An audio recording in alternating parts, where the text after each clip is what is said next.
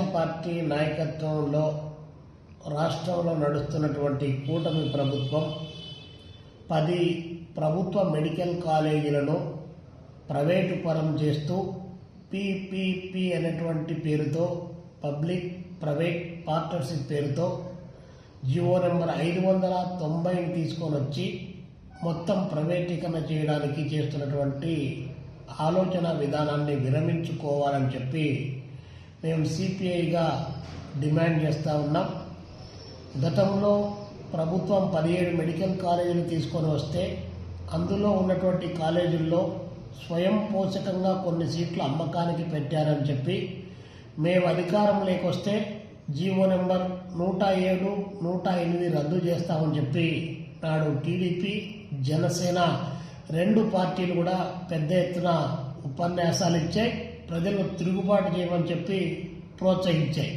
కానీ అధికారంలోకి తీరా వచ్చిన తర్వాత ఈ ప్రభుత్వ రంగంలో మెడికల్ కాలేజీలో నడిస్తే ప్రభుత్వం పైన భారం పడతా ఉందనేటువంటి ఉద్దేశంతో వచ్చినటువంటి ప్రభుత్వ మెడికల్ కాలేజీలన్నిటిని కూడా మేము నిర్వహించలేమని చెప్పేసి రాష్ట్ర ప్రభుత్వం తెలుగుదేశం పార్టీ నాయకత్వాన చేతులెత్తేసి దీన్ని వైద్య విద్యను అమ్మకానికి పెట్టడానికి లైసెన్సులు మంజూరు చేస్తా ఉన్నట్లు ఈరోజు ప్రకటించింది. కాబట్టి ఇది ఒకవైపున రాజ్యాంగ విరుద్ధమైనటువంటిది, సామాజిక న్యాయానికి తీవ్ర విఘాతం కలిగించేటువంటిది. మరొక వైపున ఎస్సీలు కానీ, ఎస్టీలు కానీ, బీసీలు కానీ, మైనారిటీలు కానీ, అగ్రవర్ణాల్లో ఉన్నటువంటి మెరిటోరియస్ పేద స్టూడెంట్స్ కూడా తీవ్రమైనటువంటి అన్యాయం చేసేటువంటి చర్యలు ఈ యొక్క పీపీ విధానంలో కొనసాగుతున్నాయి. అందుకనే మేము జీవో నెంబర్ 590ని రద్దు చేయాలి. ఆర్టికల్ 21 ప్రకారం జీవించేటువంటి హక్కును వ్యాపారం చేసేటువంటి పద్ధతుల్లో ఉండకూడదని చెప్పేసి ప్రభుత్వానికి తెలియజేస్తున్నాం. అయినా చంద్రబాబు నాయుడు గారు ఈరోజు 60 సంవత్సరాలకు మెడికల్ కాలేజీలను లీజుకి ఇవ్వడం, ఆ లీజుకి ఇచ్చిన తర్వాత ప్రజలకు వైద్యం ఉచితంగా అందుతుంది అని చెప్పేసి ప్రకటించడం అంటే ఇది మసిపూసి మారేడుకాయ చేయడానికి కావాల్సిన ప్రయత్నమే తప్ప ఒక్కసారి ప్రైవేట్ రంగంలోకి పోయిన తర్వాత, ప్రైవేట్ ఆధీనం లేకపోయిన తర్వాత ఏ ఒక్క కాలేజీల్లో కూడా వైద్యం ఫ్రీగా అందుతుందనేటువంటిది కానీ, ఆ బోధన ఆసుపత్రుల్లో వైద్యం ఉచితంగా ఇస్తారనేది కానీ ఇది దుర్లభం, ఇప్పటి వరకు సాధ్యం కాని అంశం.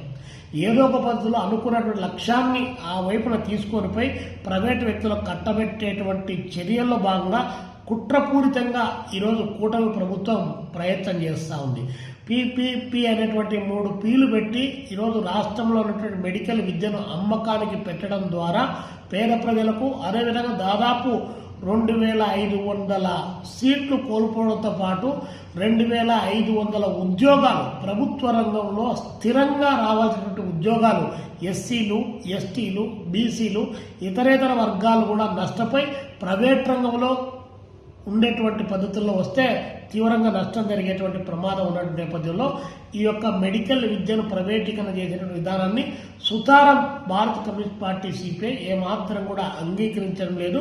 ఈ నేపథ్యంలో రేపు 18వ తారీఖు రాష్ట్ర వ్యాప్తంగా అన్ని మెడికల్ కాలేజీల దగ్గర, అదేవిధంగా వైద్య విధాన పరిషత్తుల దగ్గర, మెడికల్ కాలేజీలు లేనటువంటి చోట జిల్లా కేంద్రాల్లో పెద్ద ఎత్తున ఆందోళన చేయమని చెప్పి, ఈ ఆందోళనలో మెడికల్ వైద్య విద్యను వ్యతిరేకించేటువంటి అన్ని రకాల శక్తులను, వ్యక్తులను, ఇతరేతర రాజకీయ పార్టీలను, ప్రజా సంఘాలను, ఎస్సీ, ఎస్టీ, బీసీ, మైనారిటీ సంఘాలందరినీ కూడా కలుపుకొని ఉద్యమానికి శ్రీకారం చుట్టమని చెప్పి పిలుపునిస్తా ఉన్నాం.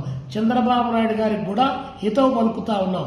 మీరు అధికారంలోకి రాకముందు మీరు లోకేష్ బాబు గారు ఏం మాట్లాడారు, వీడియోలు, ఆడియోలు ఒకసారి తెప్పించుకొని పరిశీలన చేయండి. అధికారం వచ్చిన తర్వాత ప్రభుత్వానికి డబ్బులు భారం అయిపోతా ఉన్నాయి, మేము నడపలేమంటే మీరు తెచ్చిన 2,50,000 కోట్ల రూపాయల్లోంచి ప్రజారోగ్యానికి కేవలం ఒక 6,000 కోట్లు, 7,000 కోట్ల రూపాయలు డబ్బులు ఖర్చు పెట్టలేరా?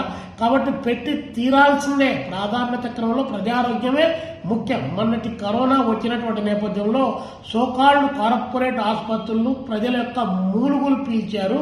కొన్ని ఆసుపత్రుల్లో ఉన్న డాక్టర్లు కనీసం వైద్యం కూడా చేయదు.